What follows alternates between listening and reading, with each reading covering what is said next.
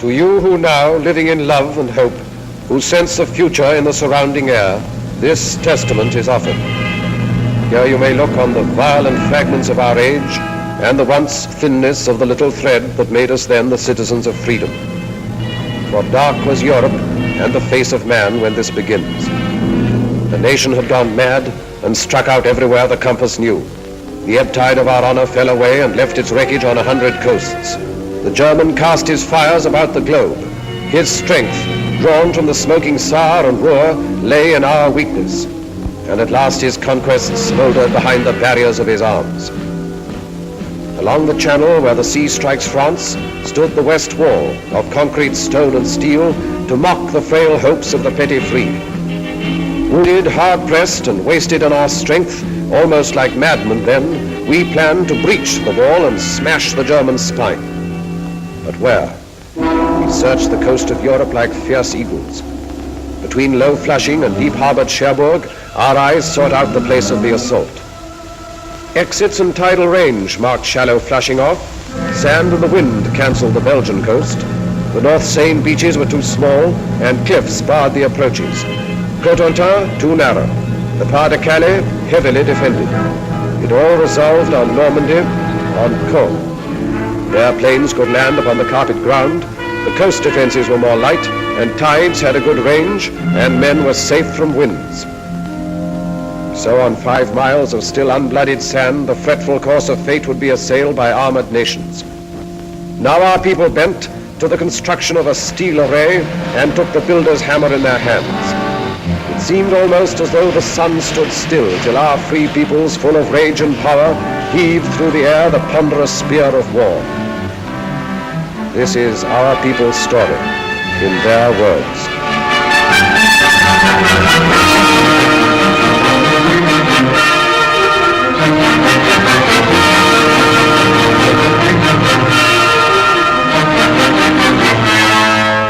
I suppose if the Battle of the North Atlantic hadn't gone right, things, well, might have been considerably different.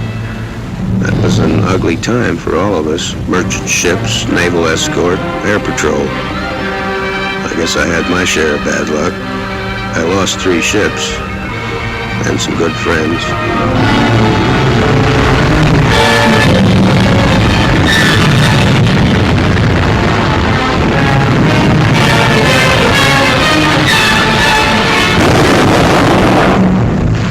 I remember reading somewhere that when a seagull comes down on a patch of oil, its feathers stick together and it can't get off the water again. There must have been a lot of dead seagulls around the North Atlantic.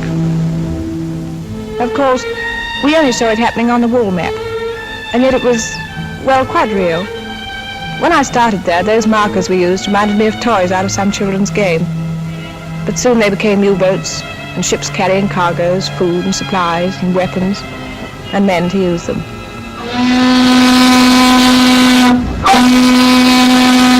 I remember coming over. The worst thing about the trip was you didn't know where you were going.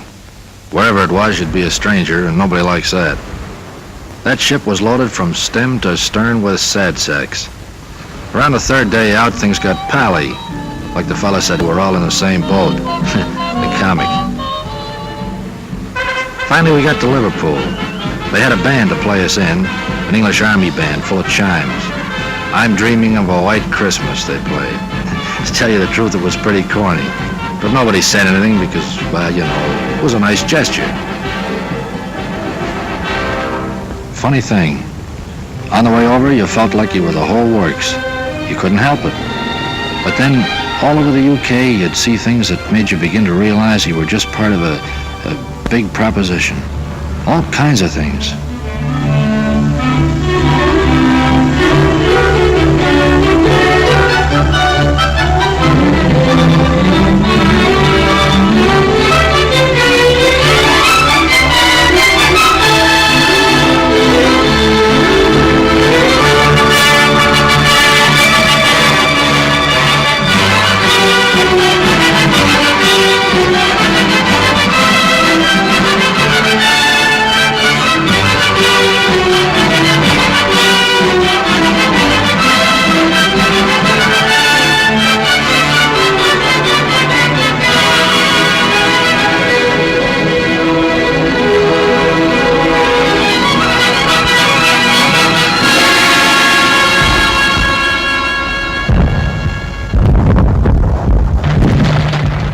was a pre-med student at Johns Hopkins in civilian life.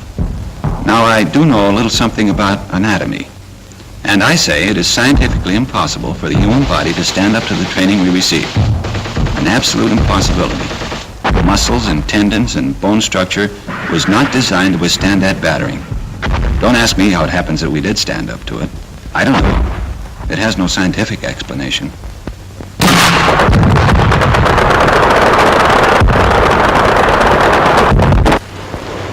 Here, listen to this, out of one of them army pamphlets. To a young man, soldiering in the army of today offers exceptional advantages and opportunities, such as physical training, foreign travel, sport, and many other facilities which are normally denied to those engaged in the majority of civilian occupations. The majority of occupations in civil life become monotonous, to say the least. But in the army, life is so varied that there is little or no prospect of a monotonous or irksome time. So men were girded for their highest hour, and while they learned the lethal arts of war, in small and secret rooms, the planners met to watch their work mature. Beyond our view, the German, proud and confident, stood calm in deep emplacements on the armored coast. The war was not yet one of men and blood. The weapons were the factories and the maps and voices speaking in the hidden light. Season by season, all our plans advanced, and those few men on whom the mass of war rested with all its weight worked ceaselessly. I used to wonder whether the millions of people doing their various jobs realized they were part of it all, paving the way for the invasion. We kept bashing away at German targets, mostly steel and oil. The Ruhr, Hamburg, Battle of Berlin. Things were getting tougher every trip. More ground defenses, more night fighters, more crews not coming back.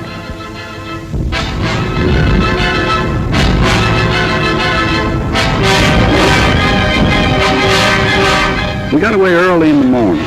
Sometimes we'd see Lancasters coming back. A lot of times we'd stoke up the same targets they did. We beat up aircraft factories too. It was a deluxe service, day and night, 24 hours a day. We dropped agents over France. Must be awful to risk your neck and have to keep it secret. One-man submarines, torpedo boats, commandos. We used them all to bring back cups full of sand from the beaches for analysis. It had to be quick drying with a solid clay foundation. It would have to support 30-ton tanks. I must have photographed nearly every field in France. Real job, of course, was the Caen area, but I didn't know that, nor did Jerry. We dropped stuff to the Maquis, arms, ammunition, sabotage materials, and so on. Then went over ourselves and taught them how to use it. We built it to specification, but we hadn't the least idea what kind of a gadget it was. The only name it had was Mulberry. It was vital to know all about the Seine Bay and the tides. And we trained the men to negotiate those tides and landing craft. Wearing down German sea power in preparation for the day. A special study of the weather along the Normandy coast. Miles of wire netting for the beaches. 7,200 tons of petrol per day. With an underwater pipeline to carry it to France. A white star is the emblem of liberation. Triple inoculation for all personnel. New ships pouring from the stocks. Old ships adapted. Listening to the German radio output for fresh intelligence. That was just part of the pre-invasion work. By December 43, the plan itself was set and we took it to Tehran for final discussion. The three leaders approved the plan. Our Russian forces advancing from the east and invasion from the west. And then the date was set.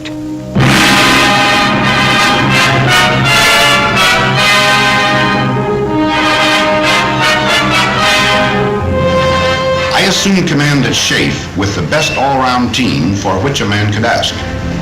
Some had already been working for months in England.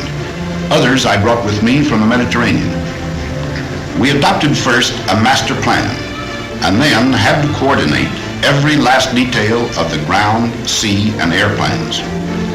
While this was going on, we led off with an air show designed to make the landing points as soft as possible, to batter the German communications, and to make certain we'd have control of the air. It was quite a show. Those airmen did a magnificent job.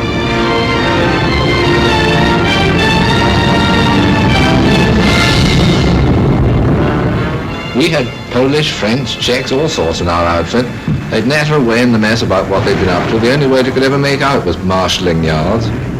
Us bombardiers seemed to do nothing but look down on French bridges those days. We used to ask each other, have you cut any good bridges lately? Well, finally, there was only one whole railway bridge left over the Seine between Paris and the sea.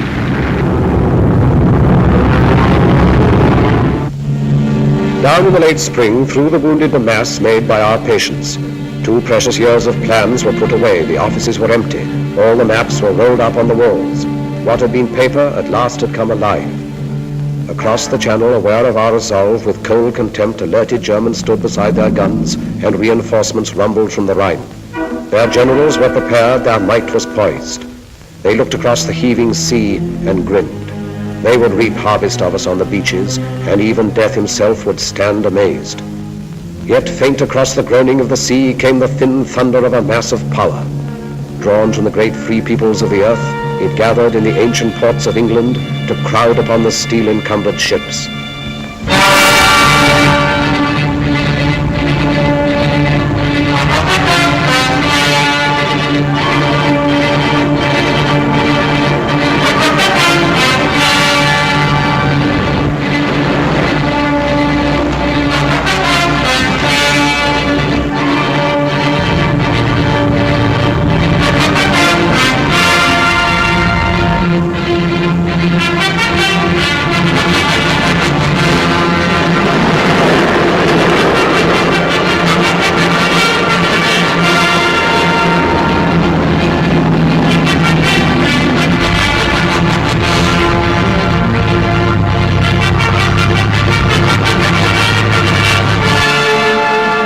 It was a funny sort of feeling marching down to the ships.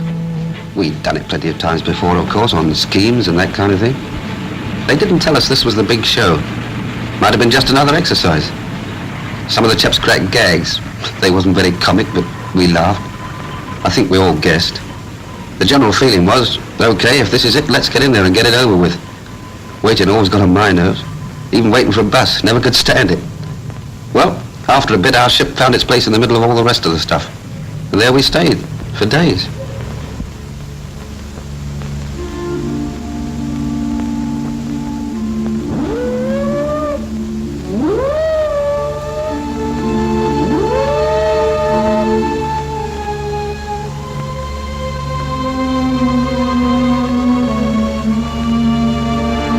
They gave us the final briefing then.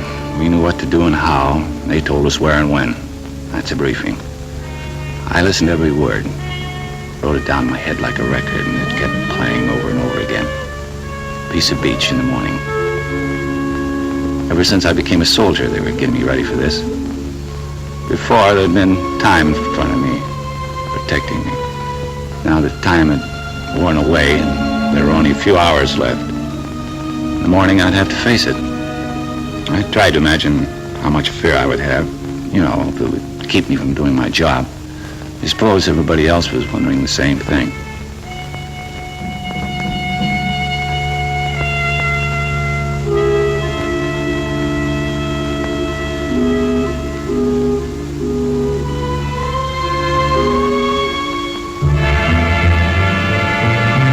Nobody said anything official, but all of a sudden the ship got much busier.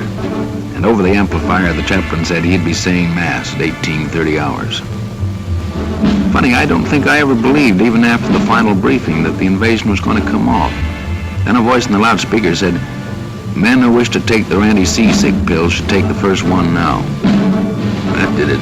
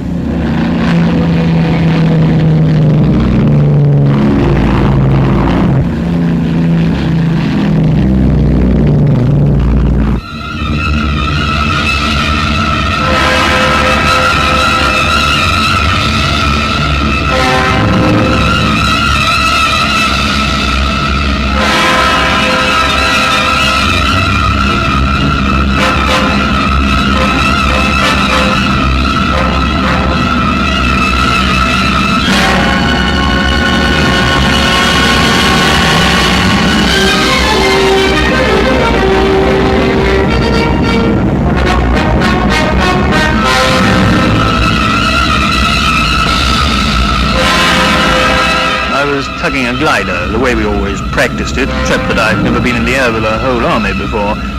3 airborne divisions, the 6th British and 82nd and 101st American.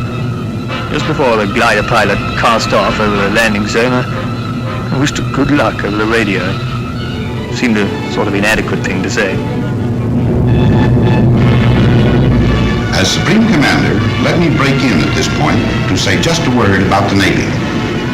From the moment of embarkation to that of landing, the full burden fell upon the Navy and our merchant fleets. They had to sweep the mines, bombard the coastal batteries, marshal and protect the transports along the coastline preparatory to landing, and, finally, man the small boats that carried the soldiers to the beach. On that day, there were more than 8,000 ships and landing craft on the shores of Normandy. It was a most intricate task and a vital one for the success of our plans. The courage, fidelity, and skill of the Royal and American Navies have no brighter page in their histories than that of June 6, 1944.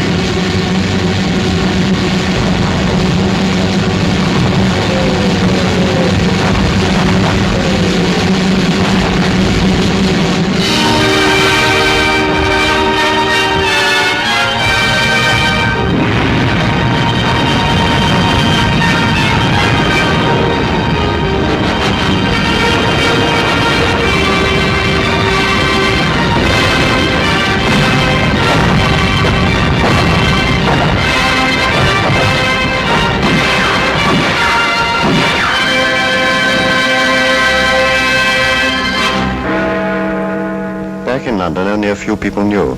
It was a well-kept secret. Around daybreak, we correspondents were called and told to be at the Ministry of Information at 8. Then they told us.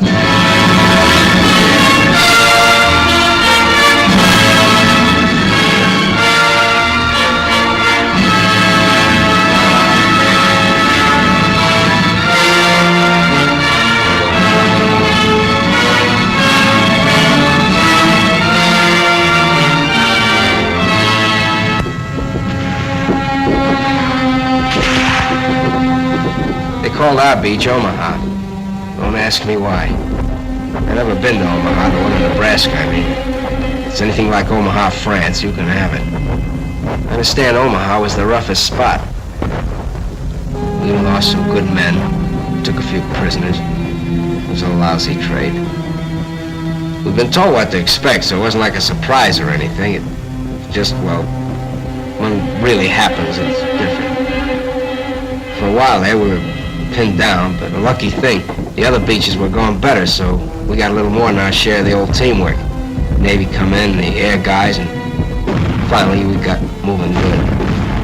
Now you hear a lot about how long it takes to make battle-hardened soldiers out of green troops. Listen, I got to be a veteran in one day. That day.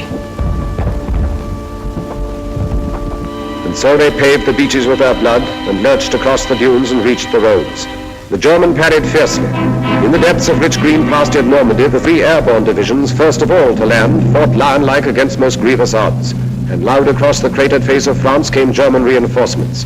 From Berlin, a voice cried out the Allies must be hurled into the sea before another day had burned its hole in history. Locked in battle, the armies clashed. Our first objective, then, was to merge all the beachheads into one, and 50 miles of men drive on together beyond the red sands through the broken wall.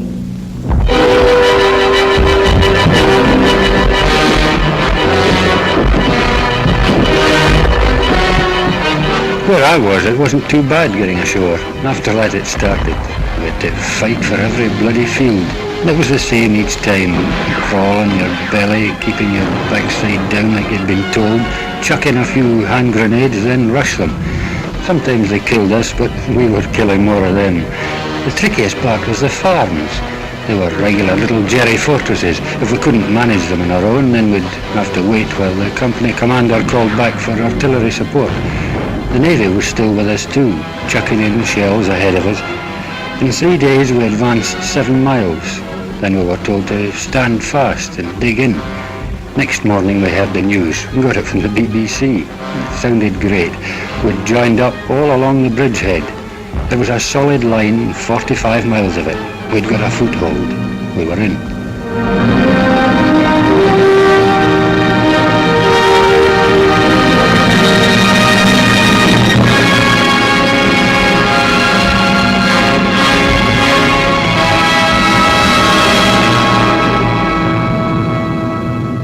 We didn't have to do much navigating to get there. You just followed the convoys. I was doing close support. We waited around, and then the ground troops would whistle us out and told us about some hand target they wanted removed, and then in we go. We were like taxis on a cab ring.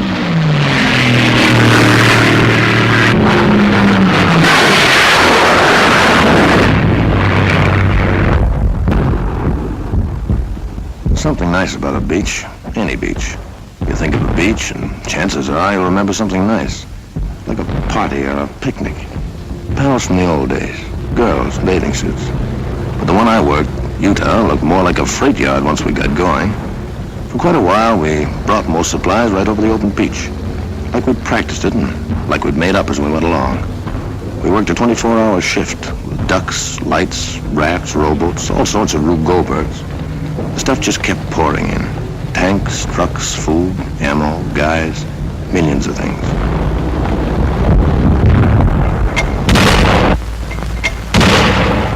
We didn't think we'd spend 15 days in the same field outside Caen, with the wood behind us and the Germans in another wood half a mile in front of us, and a little empty valley in between. Each side mortaring each other all the time. Just meant you had to live in a slit trench. You got into a routine. You know, stand through from 4:30 to 5:30, then 2 hours wait for breakfast. Came up fairly hot. Tin bacon or sausage, tea, and of course biscuits. We'd been living on compo food since D-Day.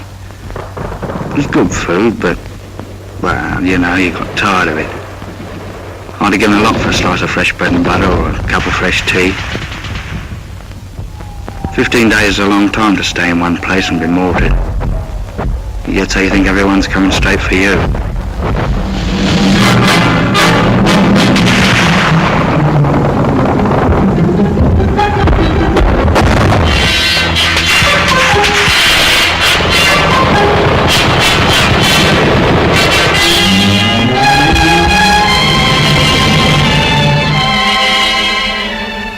I can remember every case we ever had, especially the first one. The ambulance brought him in late one afternoon. I came over to where he was lying, and he looked up and grinned. I asked him how he felt. He said something about the German with a machine pistol using him for a dartboard. He was quiet and patient and a little bewildered. He'd never been hurt before. He asked how the fighting was going, and he passed out. The doctor came over and looked at his wounds and then swore. Said he had no business to be alive. We put him on the operating table and did what we could.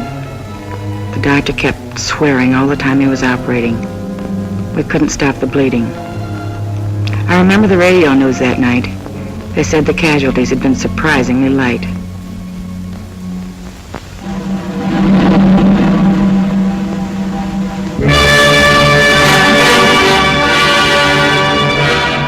They said the whole thing was dear old Winston's idea. A collapsible prefabricated harbour with everything on it except a naffy. Well, I wouldn't put it past him, it's the sort of idea he would have. Worked in the end. Mulberry, they called it. Well, I felt pretty good about it because I'd watched it grow right from the sinking of the first ships for the outer breakwater. And further along to the west, the Yanks had brought one over too. Then on D+13, I think it was, an onshore wind started up. Not much at first, but it got worse. And unloading onto the open beaches got very tricky. We heard that over on the Yank section, the other harbour had been put right out of action. And when the wind dropped, old Mulberry looked pretty sick. And up to that time, it was the only bleeding harbour we had. At the green tip of Normandy, the town of Cherbourg lay, a harbour for supplies. Our need for ports was vital as our breath. The German knew our lack and swiftly drew his forces into tight defensive groups so to contest the issue. All our plans turned upon Cherbourg. All our strategy waited upon its empty docks and piers. So the Americans, sent all across Normandy to the coast, swung toward the north, impatient for the port. Through hedge and field they carved their heavy way.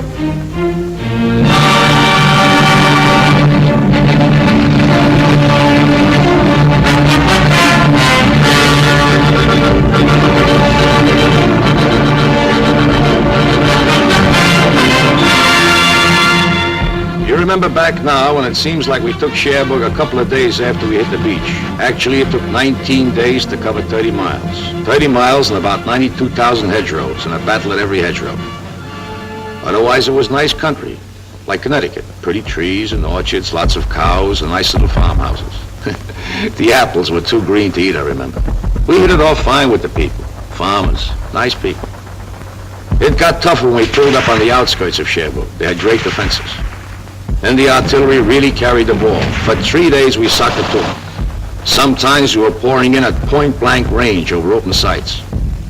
Finally, old von Schlieben, the German commander, tossed in the sponge. That's after telling his men to fight to the death. We took Cherbourg on June 25th. Everything was rosy except the harbor we come from. The Jerrys had really smeared that harbor. But right away our guys went to work cleaning it up. And the way they tore into it, you could see that pretty soon it'd be waiting for us fine. Then, well, we fought our way up the peninsula. Now we'd have to fight our way out of it.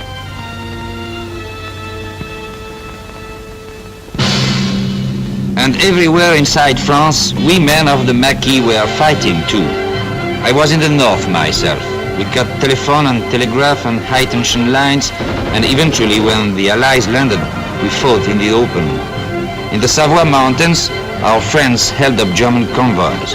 Well, it was a little easier in the mountains. Boche reinforcements were delayed for many days.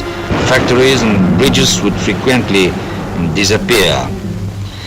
But the price we paid for it was frightful. In the village of Oradour alone, the Germans slaughtered 1,100 out of the 1,200 population, and the place was completely burned. They were accused to have ambushed German troops.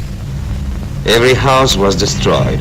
Women and children died in flames in the church where they had been locked. Yes, the price we paid was very great, but our job was done. Caen is a town through which the easy Orne ripples its slow way to the waiting sea, capital of Normandy. And here the British struck a stone wall of Germans. This was no Cherbourg advance, a knife thrust through the fields, but rather was the grinding of a drill, inch by inch forward. Here it was the German feared a quick breakthrough to the River Seine, and here it was he massed his army's best, 10 of the 12 divisions of his armor, paratroops, SS men, the young, the cruel, against the veterans of Alamein. We wanted him to fight here and to hold the battered ground, because the future plans depended on him standing where he was. At Caen, the dust was diamonds. Every foot of ground was priceless, for by midmost summer, Caen was to be the pivot of the war.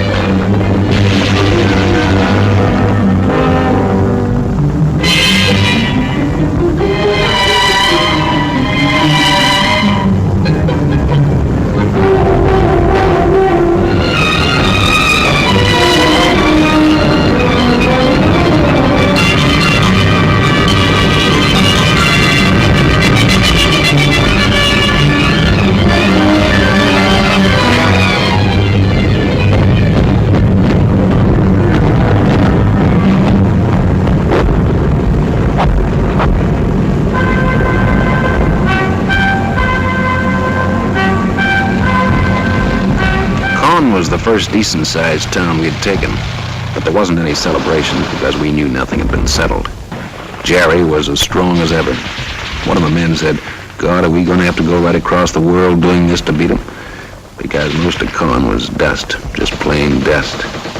I wondered what Hamilton back home in Canada would look like after a beating like that. Well, anyway, our tanks and the British started massing and moved south out of the city. We knew there was a big dude coming up.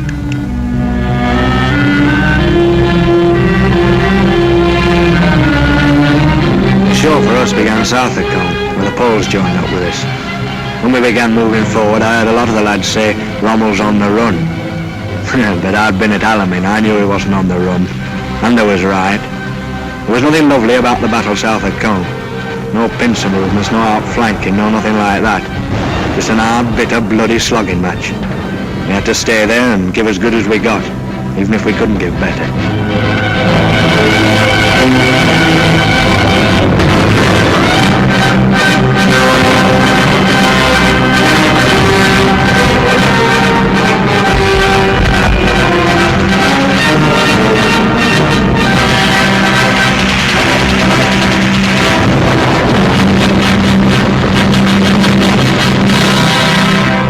Beyond the rubble and the dust of Caen, the Empire troops kept up their endless pressure. The German did not dare to disengage, but fought with all his cunning and his strength, still unaware of what we planned for him. West by St. Lo, the base of his defense, Americans were poised and bent to fire an armored arrow that would set alight the flame of freedom through the whole of France. But till St. Lo was seized, the arrow waited.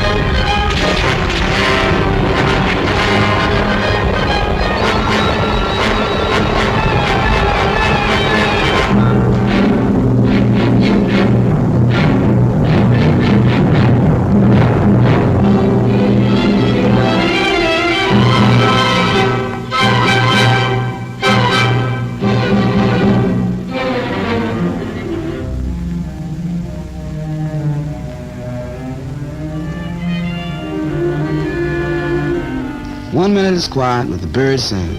The next minute the column of Sherman tanks coming around the corner going wide open. My buddy says, where those tanks come from? So I asked the tanker. He yells down there the Third Army taking off. Been waiting for 3 weeks. Prepared somebody let the rabbit out of the hat. Man, what a rabbit. With pearl-handled revolvers. When I think back to the breakthrough, I don't seem to be able to remember anything but the French people. People beside the road, kids we couldn't stop to give candy to, FFI boys bringing in the krauts from the fields, and farm workers waving as we went by. It was easier to look them in the face and smile and wave back at them when you hadn't had to smash their homes to pieces first. The morning we got into Rennes, boy, that really was liberation.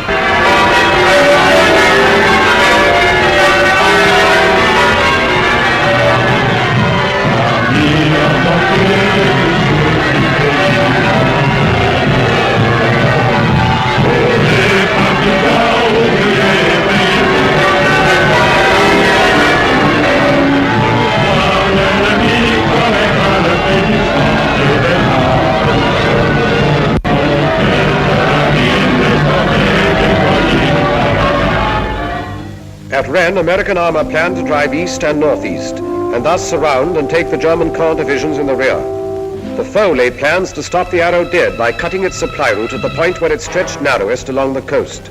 So a great force exploded toward Mortain, hoping at Avranches to achieve the sea and drag our hopes down to the smoking ground.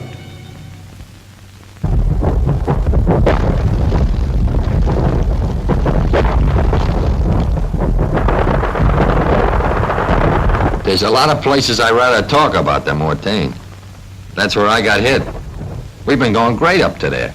Some of the guys had even been singing, harmonizing. And then that first German artillery caught us. Pretty accurate, too. An hour later, I was short 18 men.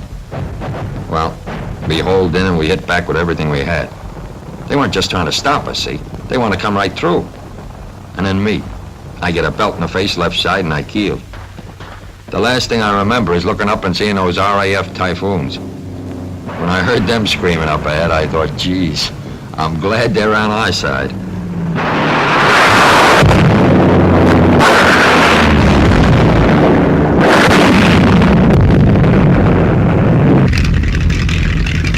I was sitting in front of the intelligence office doing a bit of sunbathing when headquarters came through saying the area northwest of Mortain was packed with German armor heading west. Well, that started it. For 6 hours, the wind kept it up absolutely non-stop. Take off, attack, land, refuel, rearm, and take off again. It was the same on every airfield in Normandy. The only briefing I gave the chaps was, well, you know where they are. And the only interrogation when they got back was, well, how many did you get?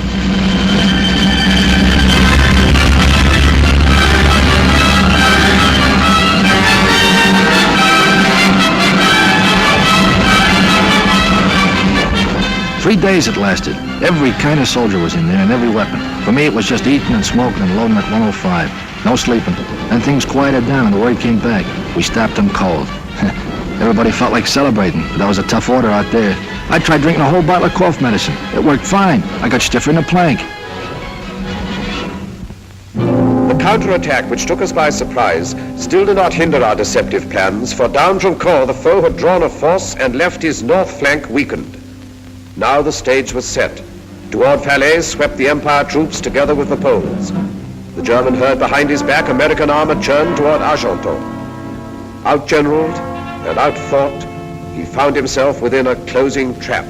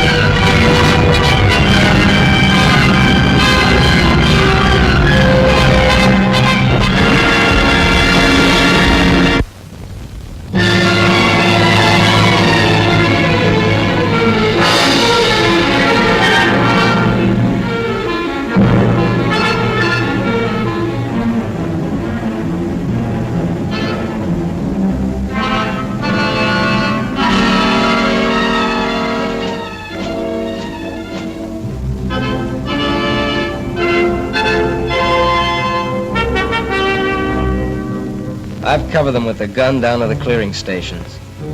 Thousands of them, and all kinds. The tough ones with the smile froze stiff on their faces by shell fire.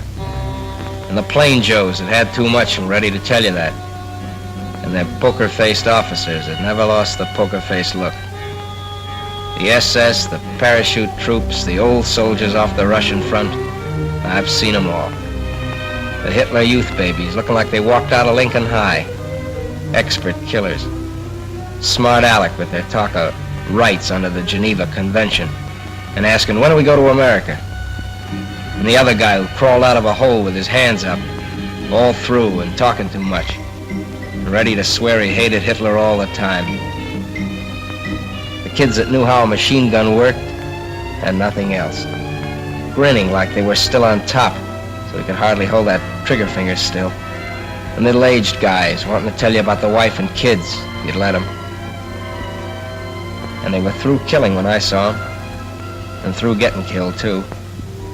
And some of them thought they were lucky, and others didn't. And some didn't give a... I covered them down to the rear where it was somebody's job to find out what made them tick, but it wasn't my job to figure them out. I just kept them covered. And brother, I never gave them more than the Geneva Convention. And that was all. American tanks ground on into the east toward Paris and the Upper Seine. Before them, the Germans helter-skelter fled away and saw retreat, or stood with hands upraised by roads all littered with their smoldering gear. And still the tanks ground on beyond the smoke into the unscarred country. A good solid map, well delineated, is an absolute must for a modern mechanized army traveling at high speed. In our division, the issuing of maps was my job. When we broke out of the Cherbourg Peninsula, my department had the situation well in hand. Then for us, everything went mad, stark, raving mad. One morning I woke up and the army had gone right off the map, absolutely right off the map. So we rushed through an order for 500,000 maps of the Orléans region. They arrived in due time. To our horror, the army progressed far beyond the Orléans region. It was off the map again. This was a period of acute crisis for me. I gave the highest priority to a fresh order of maps of the Paris area. We refused to be licked by this situation. The final blow came when it became evident that we were going to bypass Paris. That almost finished us. Eventually, we had to drop 10 tons of maps to them by parachute. It was a very humiliating experience. I'll be glad when I get back to the Library of Congress where maps have some permanent value.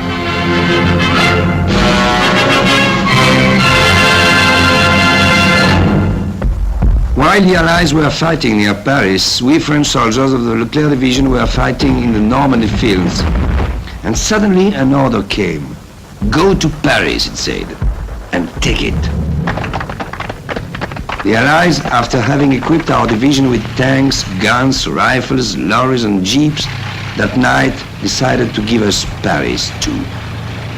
So at 4 o'clock in the morning, the division starts rushing on the roads, and in the sky, on the right, on the left, everywhere, the American Air Force protects our trip. What a trip. 250 kilometers in one day. I think I'll tell it all time to my grandchildren and bore them with it until I die. At the beginning of August, we in Paris were seized by rumors. What could be confirmed was towards the middle of the month, the Germans started to leave the city. Yes, those were the same Germans who had signed 25-year leases on their apartments. Then, on the 14th, our police went on strike. The next day, the Gestapo left. That was the day, too, when a police car opened fire on a German detachment on the Place de la Concorde and began the battle for the city. After that, it seemed the French flag was hanging from every window. All the flags were made of curtains, old dresses, rags, everything, it didn't matter. 4 days later, we heard shouting coming from the Hotel de Ville. We started running. Me, my husband, everyone in our house. As we ran, people were screaming. The French army had arrived. When we got to the Place de l'Hôtel de Ville, we saw it was true. I kissed my husband because he was crying. Oh, it's funny, eh?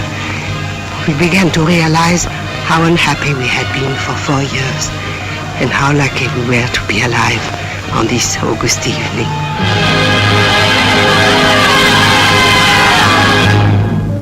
The great pursuit was on. At last the Battle of France was ended. Suddenly another D-Day stunned the shaken foe. 2 armies struck, American and French, along the broad-beached southern coast of France. Then north, the 2 new armies rolled like waves to join the forces moving on the Reich. Beyond the Seine, where from 100 sites the Germans launched their flying bombs and brought death and destruction on the English towns, our valiant armies went about the task long since assigned them. Toward the Reich frontiers, Americans advanced. Against the ports hugging the Channel, garrisoned in force by desperate foes, Canadians were sent. And in a thunderous sweep, the British armor surged toward a waiting Brussels.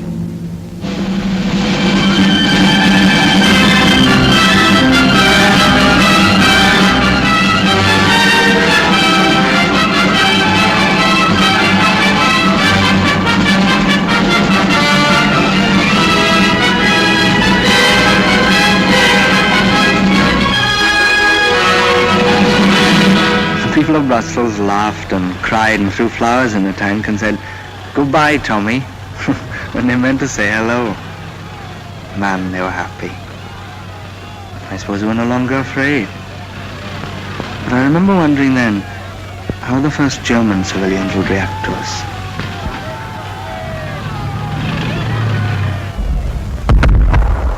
I remember one day we were coming across a big flat field. Didn't look like nothing special. I hopped a barbed wire fence and a guy says to me, "Guess what?" So I says, "What?" So he says, "You're in Germany. There's a sign over there says." Then like a dope I thought, well, it won't be long now.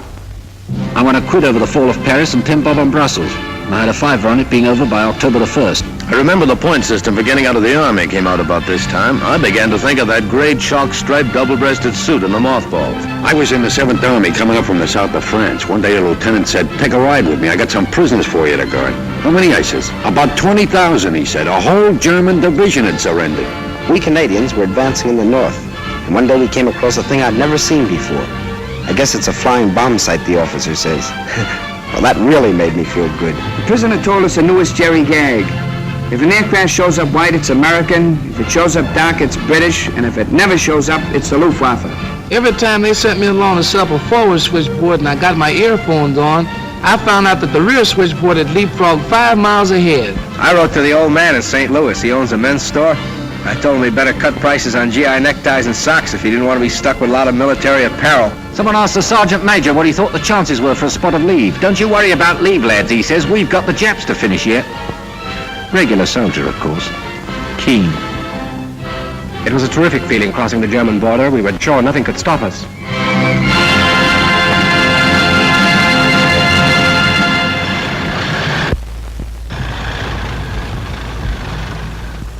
Then it happened.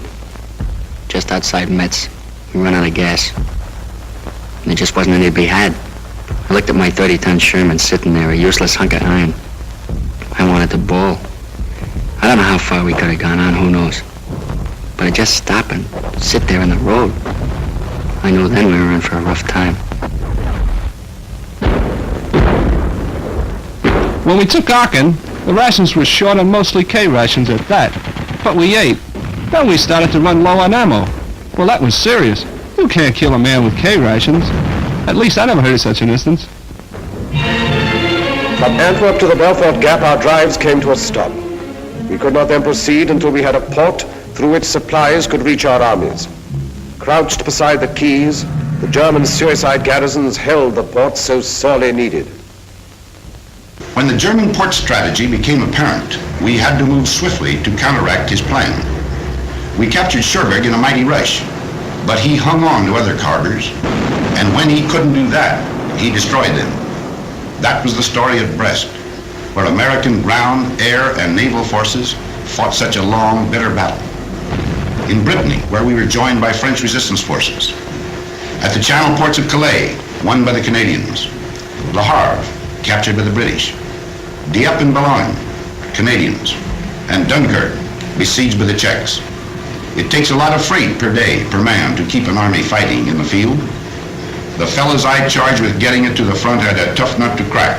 We just didn't have enough working ports, that's all. Supplies suffered. our offensive was slowed, and the German was gaining time to consolidate a new defense line.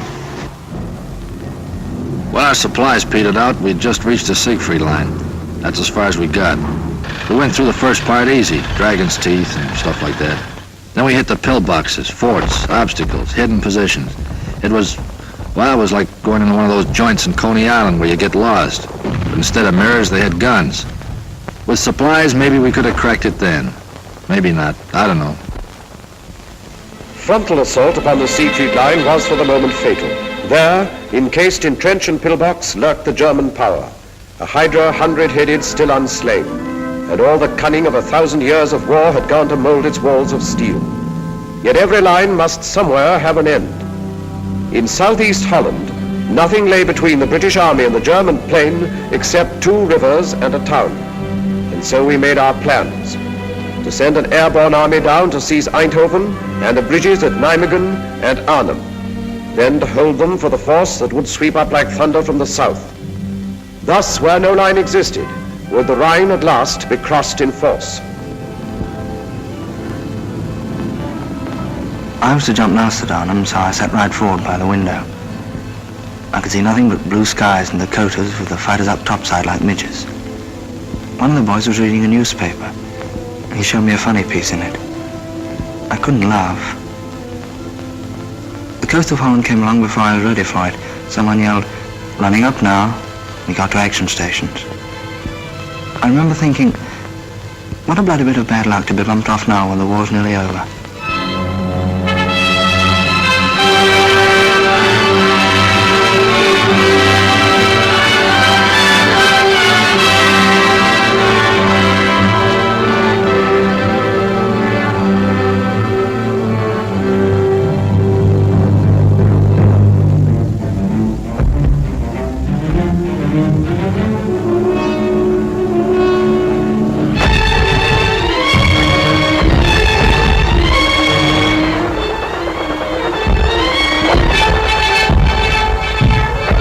The lineys drop at Arnhem and we come down and go to a place called Eindhoven, Holland.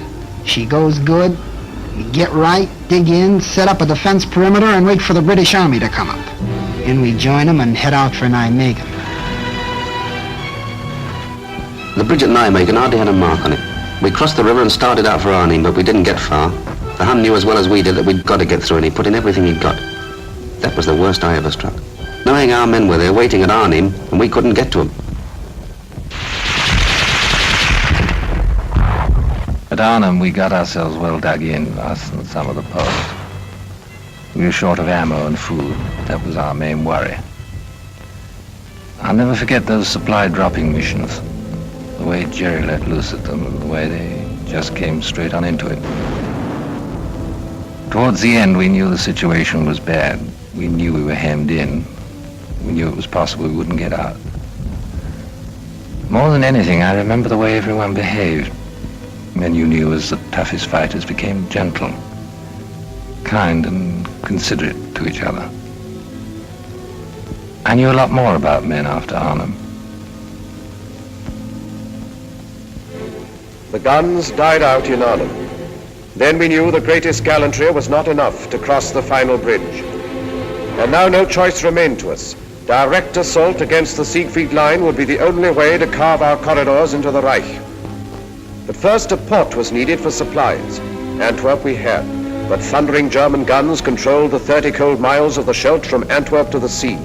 The docks were still, the winches silent, all the ports lay dead, a useless city severed from the sea. It would stay dead until we cut a way through the grey Scheldt. So the battle formed to free the estuary for our ships. I covered that battle for the Associated Press. I only wish I could have written the story with the greatness of the men who fought it. It was vicious and fearsome fighting all the way.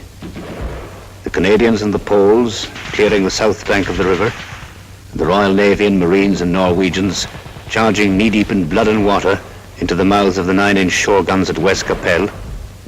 It was the kind of fighting that makes legends. And the minesweeping of the Scheldt afterwards. It was the greatest operation of its kind in history. The cost of that first ship into Antwerp harbour was the lives of thousands of our bravest men. I reported it as well as I could, but their memory deserves more than words.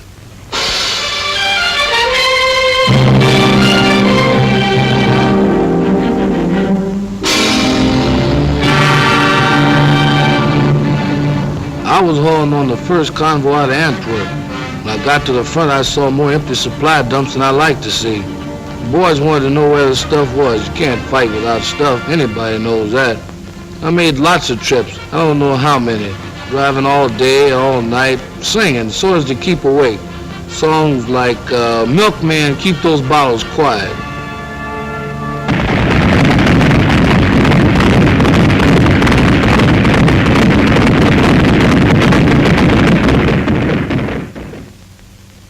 My job was to see to it that they had a new toothbrush and a cot, maybe a book to read when they came over from the east bank to the west bank of the Moselle for a little rest. We brought them over one company at a time because that was all the regiment could spare from the line at any one time. Somebody had tapped them on the shoulder and said, "All right, boy, you're going back across the river for 24 hours rest." And here they were, where they could rest. They just couldn't believe it. Here they were for just 24 hours without war. Everything was down to essentials, counted out like dollar bills through a teller's window. One night's sleep, one day's hot meals, one clean change of underwear, one clean pair of pants, one shave, one hot shower, one movie. I used to wonder what was the best of that day. Was it the chance for them to write home, a hot shower, or that long-legged girl on the screen?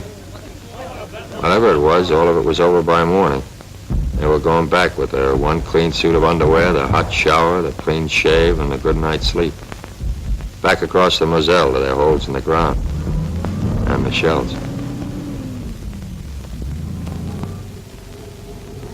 By that time, we knew we were going to see a winter campaign.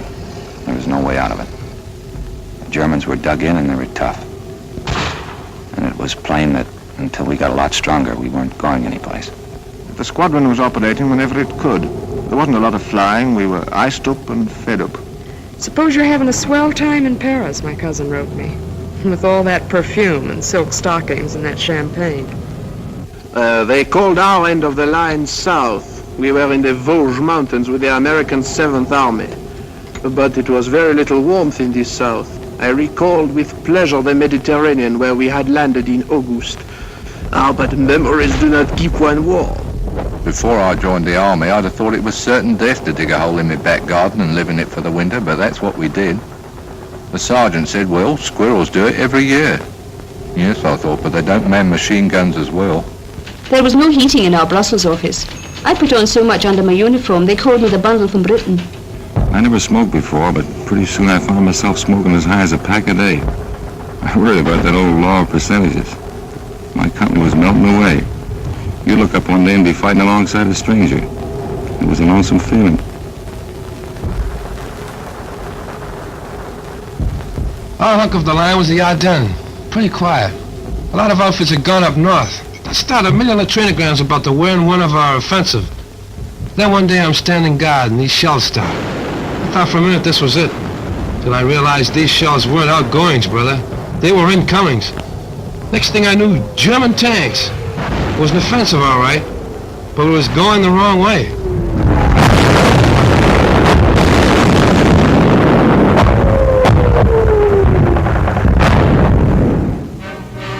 The offensive we were mounting to the north was suddenly forestalled and set aside, as through the rugged, thinly held Ardennes von Rundstedt struck. He cut a fiery path through the American lines and sent his tanks desperately driving toward the River Meuse. A night of fog and pale December frost saw the beginning, none foresaw the end. He aimed for Antwerp's harbor through Liège, and all our plans held fire while we bent our strength to curb the Germans in the Bulge.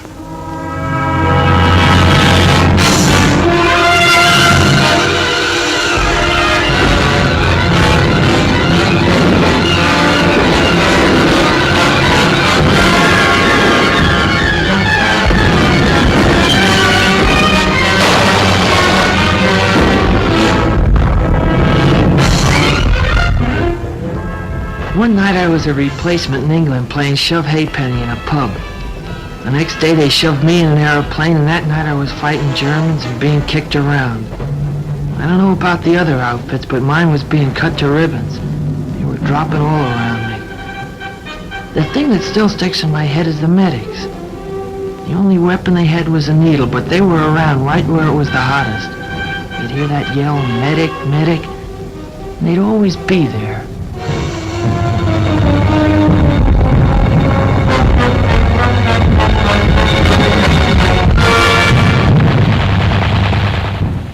Our whole division got a presidential citation for what happened up at Bastogne. Even me, just a cook. I'll never forget that old lieutenant running into the field kitchen and hollering at me if I had any idea how to operate a bazooka. I said no, and he said, well, you're going to learn now, son. I did, and I'll be doggone if in the first shot out the barrel I didn't get me a Jerry tank.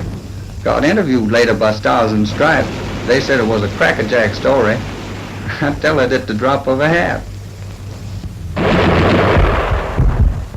We've been up north where things were a bit static, so we were quite glad to be moved down to the top side of this belt. Coming down through Belgium, we noticed how scared some of the civilians looked. Natural, I suppose. We were held in reserve for a week, and then they sent us into action. On account of the fog, we couldn't get any air coordination. You sure miss it bad when you've gotten used to it all the way since D-Day. And then on December 24th, like a Christmas present, that sun come up, and after a while we was giving him the old 1-2 again.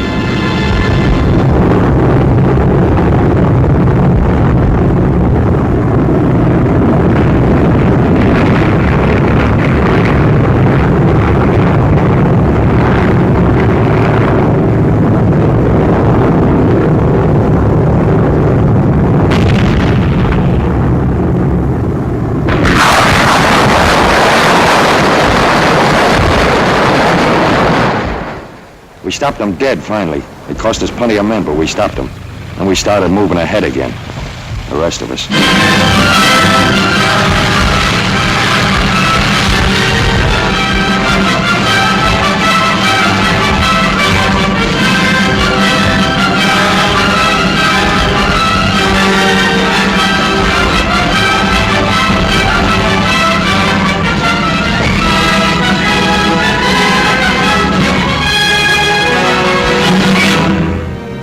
Rundstedt reeled back on a recoiling spring. His great attempt was over, and his armies that had devoured such a wealth of blood sagged sodden towards the Rhine.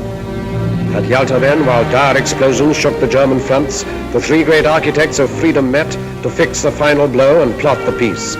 And even as they met, we moved to act upon our strategy.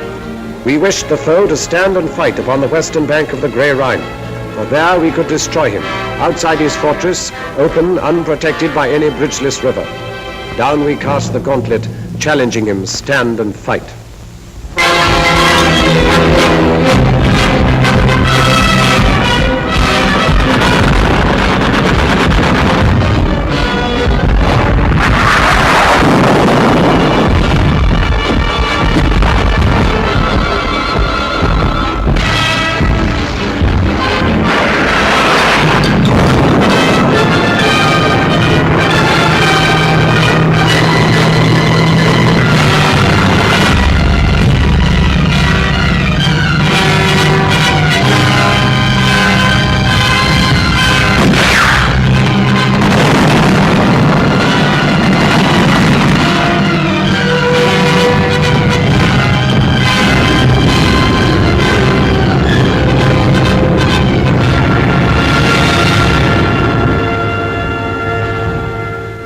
We were attacking the north with the Canadians, round about the Reichswald forest and Dutch frontier area.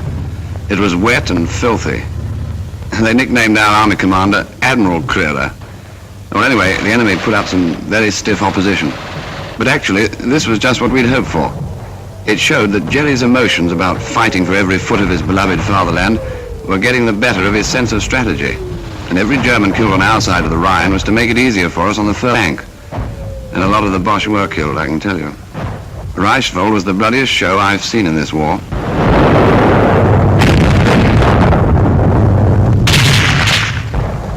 It was one of a push. The captain told me 8 divisions. He usually knows. He follows things like that. I was with the outfit that took Mönchengladbach, I think you say it. There weren't many civilians in the streets, and even the ones that were there we weren't supposed to talk to unless we had to. There was a $65 rap for fraternization. I wonder how they happened to figure out that number. I mean, why 65? We could see the Cologne Cathedral a long time before we got there. That tower was our objective. It was on the Rhine River. We went fast, and by the time we got in the town, there wasn't too much fight left in it. Cologne was mangled, all right, but there were still a few buildings standing. I was sorry. I thought of those French cities, flattened. Anyway, we got our objective. Now we had to cross that river. I thought they must be very short of men when they put us sailors at a battle dress, lugged the assault boats on the trucks and sent us across Belgium by road. Could talk about silent service. I'd never been sick at sea, but I was sick as a dog on the road. When we reached our destination, I was feeling lousy, longing for a breath of sea air. I found the whole bloody landscape under a stinking smoke screen. Like London it was. Next day we got up to the Rhine. It was good to get a glimpse of the water again.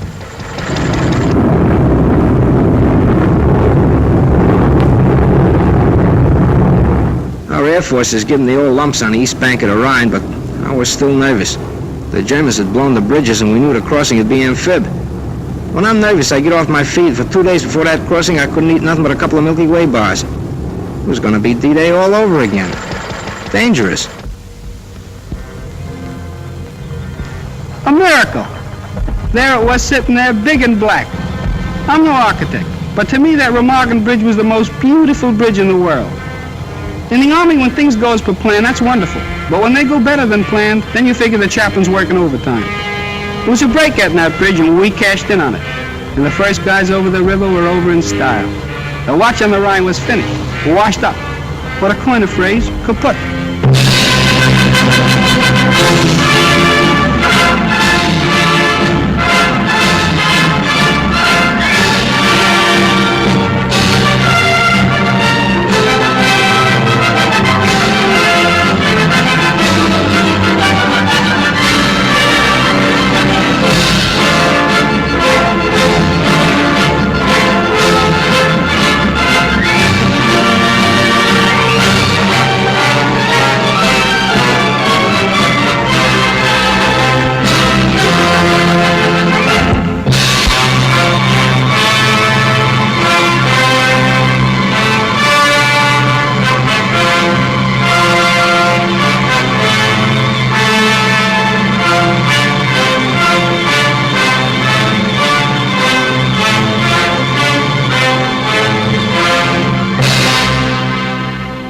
We got across okay and everything was going fine. But suddenly I gets detailed to guard some German prisoners. I'll never forget their faces when them airborne blokes started to come over. They just stood there looking up at them. And then after about half an hour of it, one of them looks at me, looks up at the sky and says, propaganda.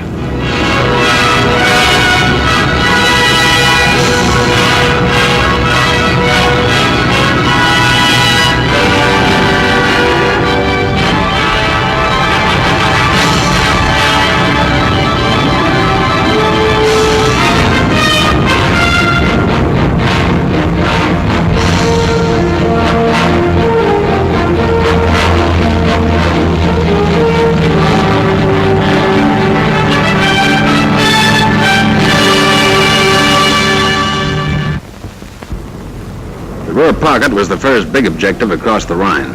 We and the heavies sealed it off, then the ground forces wrapped it up. After that, they exploded in all directions. Cut the Jerry armies up in pockets, then take them one by one. That was the program. The Third Reich was being carved up like a Christmas turkey. Chasing the Boche was getting a little bit monotonous. We hardly ever saw him, only burning houses, a few shells, and occasional sniper's rifle shot. It was a silly kind of defiance, I thought. And then one day the routine was broken. We came across a prisoner of war camp, other ranks, Yanks mostly. And they went mad when they saw us, screeched red Indian war cries, pummeled one another, and asked what the news was. I seemed ashamed to tell them when they were so happy. Well, there was nothing for it. I told them. President Roosevelt died yesterday afternoon, I said. You should have heard them quieting down. For once in this campaign, they all felt as though they'd suffered a major defeat.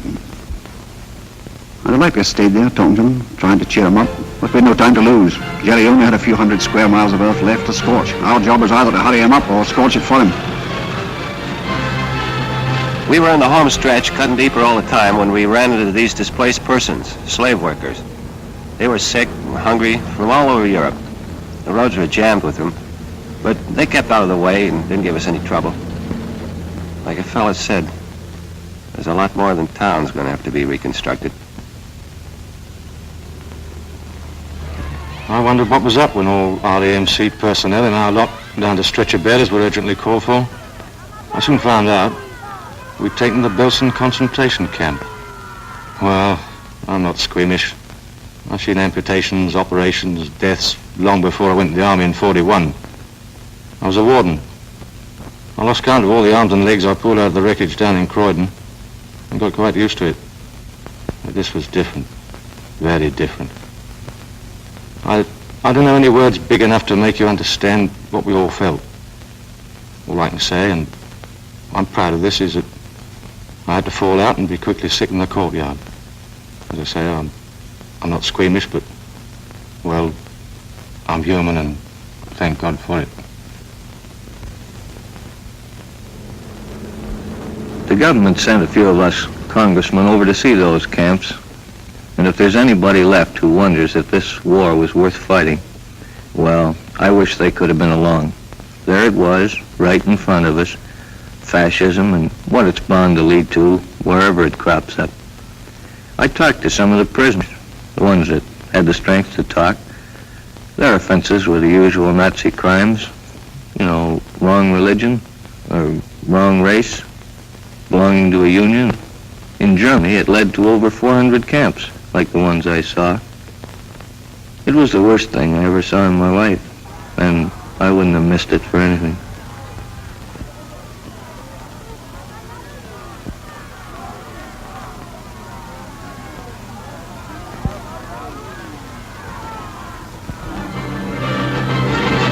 When an army gets to moving in a hurry, that's where air transport comes in.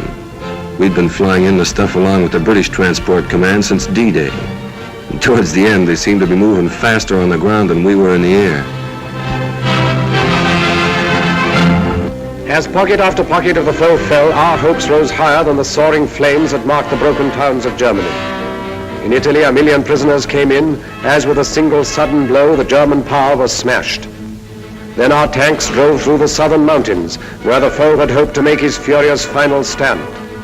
The Russians took Berlin and cut the heart from Hitler's empire. And he himself, who planned to rule the earth from pole to pole, vanished like smoke among the falling walls. Upon the green banks of the River Elbe, we waited for the east and west to meet.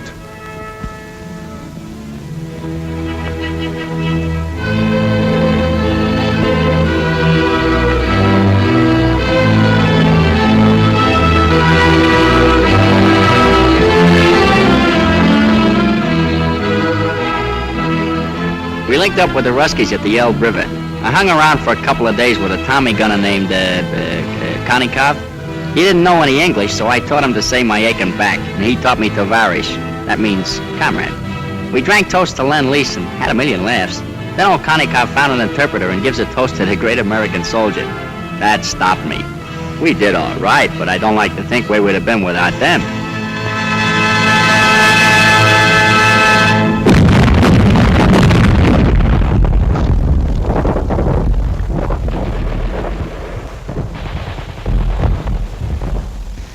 We were going towards the Danish frontier, Bravenfeld, then Hamburg. The rot was setting in. 1.5 million surrendered in the north. The fighting was nearly over, and our job was beginning. We'd been training a long time for the administration of Germany, and we were prepared for plenty of trouble. Sabotage, passive resistance, or perhaps something more violent. You know, werewolves in sheep's clothing. But as it turned out, most of them were docile and did what they were told. They seemed healthy, well-fed. Their disease was in their minds. A German woman, looking at what was left of her town, said to me, "If only you'd given up in 1940, none of this need have happened."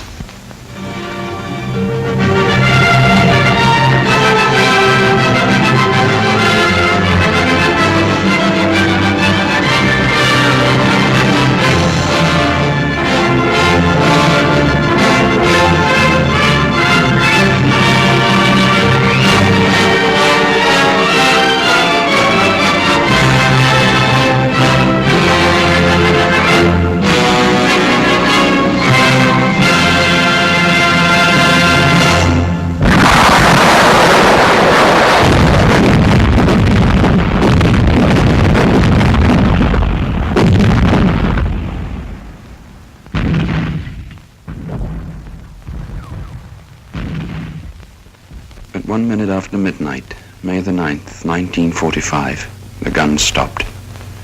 D plus 337. Now it starts. All the arguments about who won the war. Well, here's what I say. That no country on earth could have won it alone. So what does that mean? That anybody who wants to take a bow by himself is not only boasting, but nuts. I spent 4 years in the infantry, and I saw my share. And during that time, I only met 3 men that liked to fight, and they were a little cracked. But it had to be done. Now that it's over, I feel good, except for one thing. All this talk about World War III. These big pessimists that talk so easy about another war just didn't see this one, or enough of it. We watched them bringing in some high-out prisoners, quite ready to be friendly, some of them. I was thinking of fellas I'd known who'd bought it. Crashed, shot down, missing. Right through from the Battle of Britain. I remembered their faces, or some joke they'd played, or maybe just the way they laughed or something. There seemed to be such a lot of them I remembered.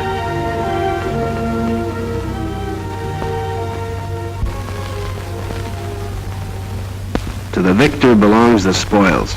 That's what they say. Well, what are the spoils? Only this. A chance to build a free world, better than before. Maybe the last chance. Remember that.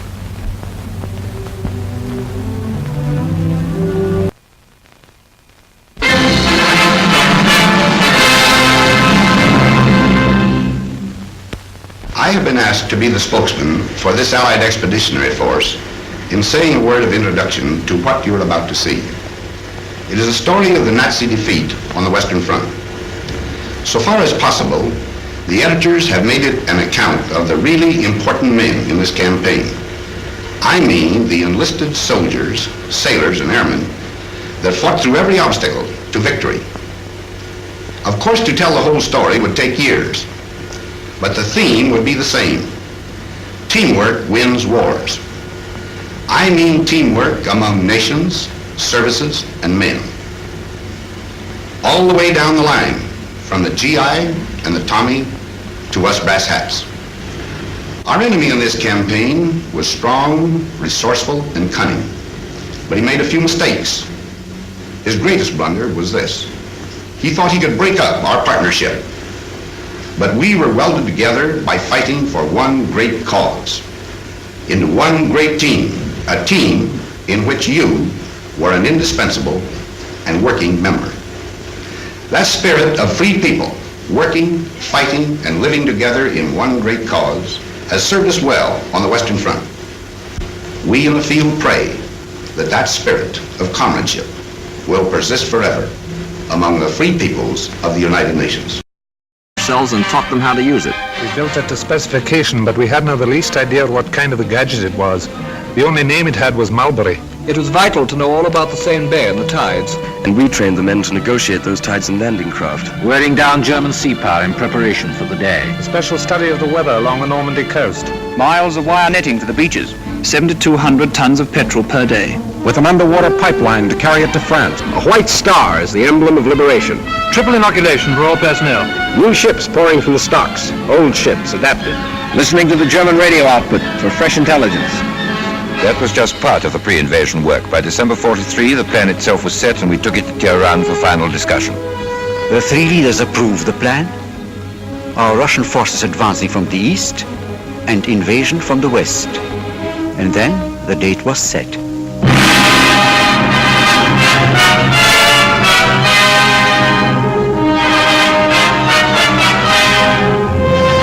I assumed command at Schaeff with the best all-round team for which a man could ask. Some had already been working for months in England. Others I brought with me from the Mediterranean. We adopted first a master plan, and then had to coordinate every last detail of the ground, sea, and air plans. While this was going on, we led off with an air show designed to make the landing points as soft as possible, to batter the German communications, and to make certain we'd have control of the air. It was quite a show. Those airmen did a magnificent job.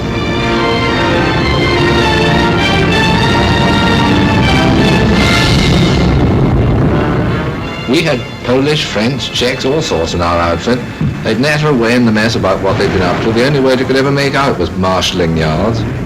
Us bombardiers seemed to do nothing but look down on French bridges those days. We used to ask each other, have you cut any good bridges lately? Well, finally, there was only one whole railway bridge left over the Seine between Paris and the sea.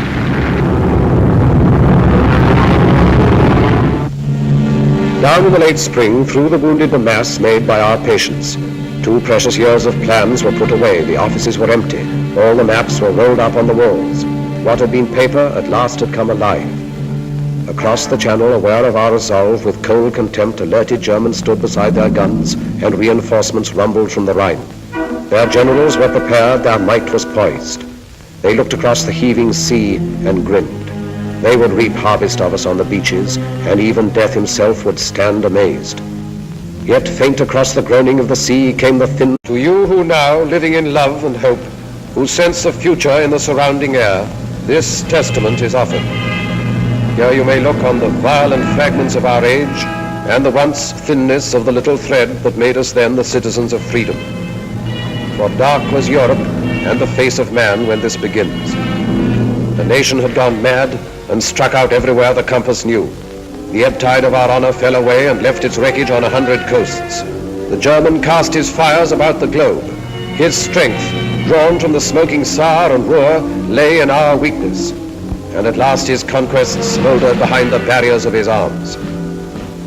Along the channel where the sea strikes France stood the West Wall of concrete, stone and steel to mock the frail hopes of the petty free.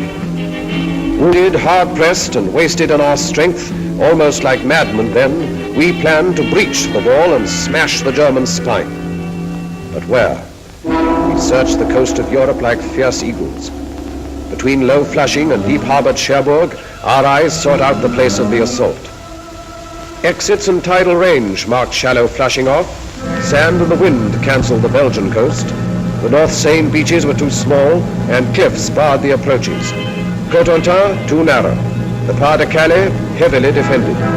It all resolved on Normandy, on Caen. Their planes could land upon the carpet ground. The coast defenses were more light, and tides had a good range, and men were safe from winds. So on 5 miles of still unblooded sand, the fretful course of fate would be assailed by armored nations. Now our people bent to the construction of a steel array and took the builder's hammer in their hands. It seemed almost as though the sun stood still till our free peoples, full of rage and power, heaved through the air the ponderous spear of war.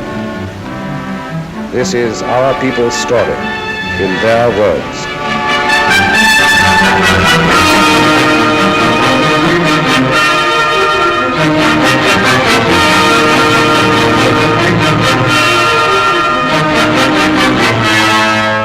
I suppose if the Battle of the North Atlantic hadn't gone right, things, well, might have been considerably different. That was an ugly time for all of us. Merchant ships, naval escort, air patrol. I guess I had my share of bad luck. I lost 3 ships and some good friends.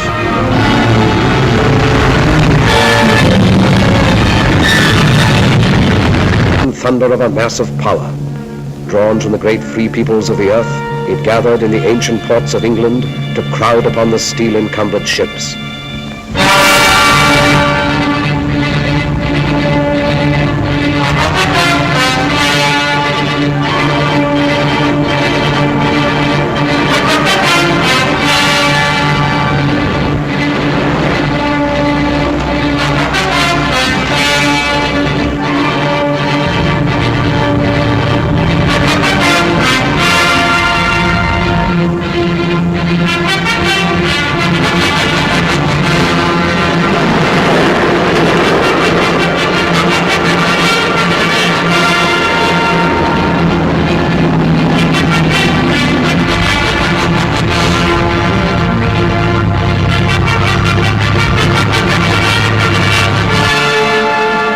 It was a funny sort of feeling marching down to the ships. We'd done it plenty of times before, of course, on schemes and that kind of thing. They didn't tell us this was the big show. Might have been just another exercise. Some of the chaps cracked gags. They wasn't very comic, but we laughed. I think we all guessed. The general feeling was, okay, if this is it, let's get in there and get it over with. Waiting always got on my nerves. Even waiting for a bus, never could stand it. Well, after a bit, our ship found its place in the middle of all the rest of the stuff. And there we stayed, for days.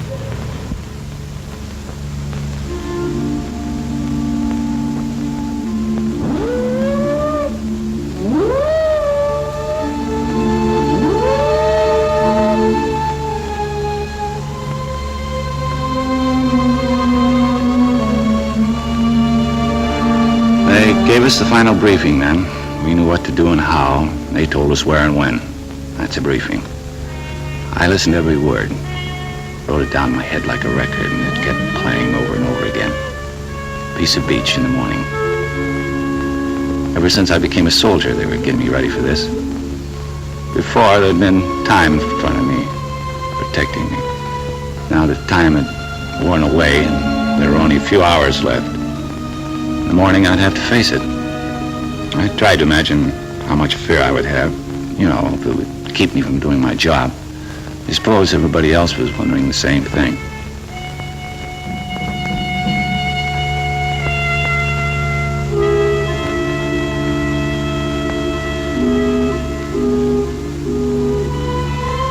The muscles and tendons and bone structure was not designed to withstand that battering. Don't ask me how it happens that we did stand up to it. I don't know. It has no scientific explanation.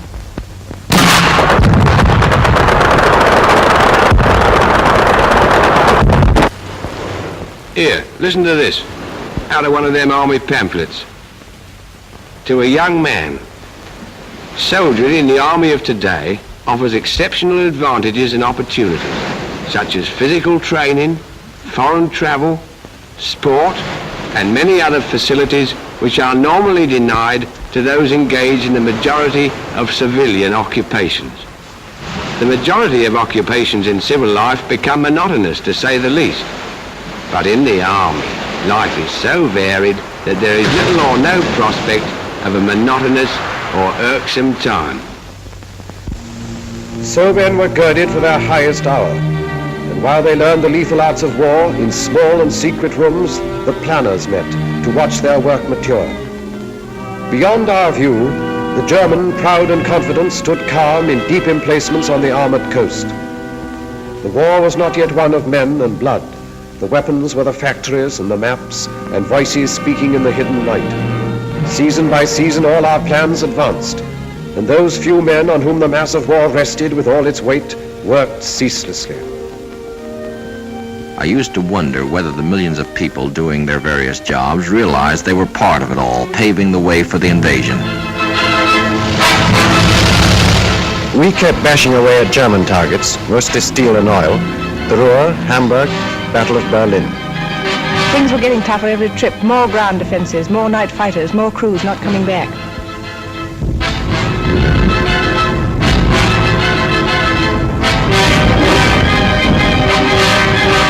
We got away early in the morning. Sometimes we'd see Lancasters coming back. A lot of times we'd stoke up the same targets they did. We beat up aircraft factories too. It was a deluxe service, day and night, 24 hours a day. We dropped agents over France. Must be awful to risk your neck and have to keep it secret. One-man submarines, torpedo boats, commandos. We used them all to bring back cups full of sand from the beaches for analysis. It had to be quick drying with a solid clay foundation. It would have to support 30-ton tanks. I must have photographed nearly every field in France. Real job, of course, was the Caen area, but I didn't know that, nor did Jerry. We dropped stuff to the Mackey, arms, ammunition, sabotage materials, and so on. Then went over our...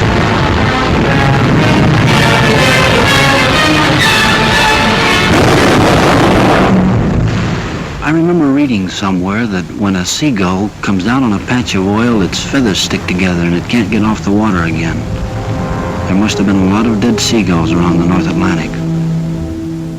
Of course, we only saw it happening on the wall map. And yet it was, well, quite real. When I started there, those markers we used reminded me of toys out of some children's game. But soon they became U-boats and ships carrying cargoes, food and supplies and weapons, and men to use them.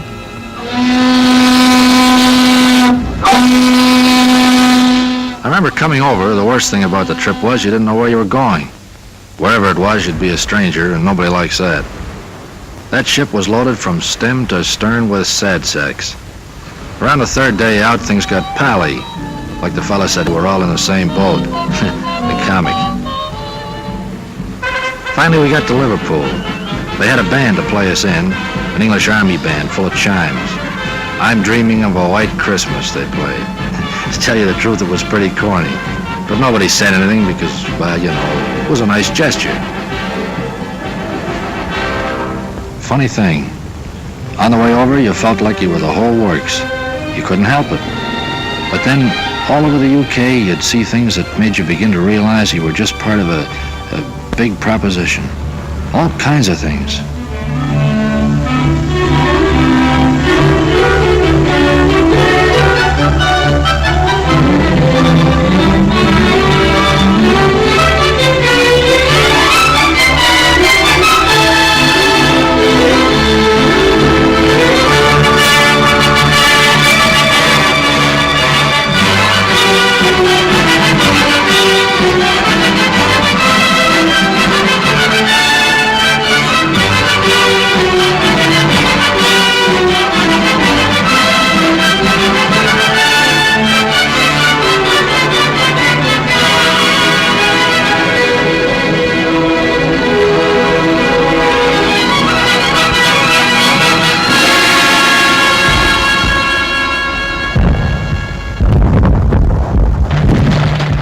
I was a pre-med student at Johns Hopkins in civilian life. Now, I do know a little something about anatomy. And I say it is scientifically impossible for the human body to stand up to the training we receive. An absolute impossibility.